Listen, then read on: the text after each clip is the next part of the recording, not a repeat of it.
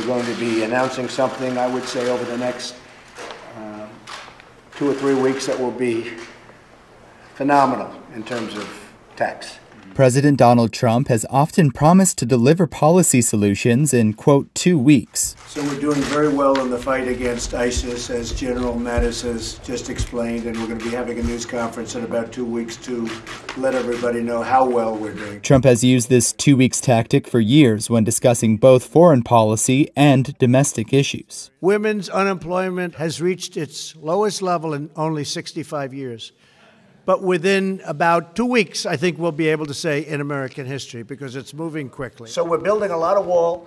We're building new sections starting in about 2 weeks. We're building some brand new sections, large sections. Additional tariffs on China? Well, you mean when am I going to put the extra $325 billion worth of tariffs? I will make that decision, I would say, over the next 2 weeks. Someday you'll see what was in that letter. Someday you'll be reading about it, maybe in 100 years from now, maybe in 2 weeks. Who knows? I think it shows far more strength to do it the way we're doing it. And again, whether it's next week or 2 weeks or 3 weeks, doesn't make any difference. Whether it's now or in 3 weeks, doesn't make any difference. At some point, we're going to open up our country, and it's going to be fairly soon. Weeks or months? Because you seem to be I'm not looking at months, I can tell you right now. And we're asking every American to make major changes to reduce social interactions over the next 2 weeks. There's a possibility that sometime today we'll do a quarantine, short-term, 2 weeks on New York.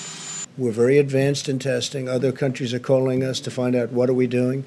And by the way, within 2 weeks, you'll see numbers and you'll see different forms of testing. The peak, the highest point of death rates, remember this, is likely to hit in 2 weeks.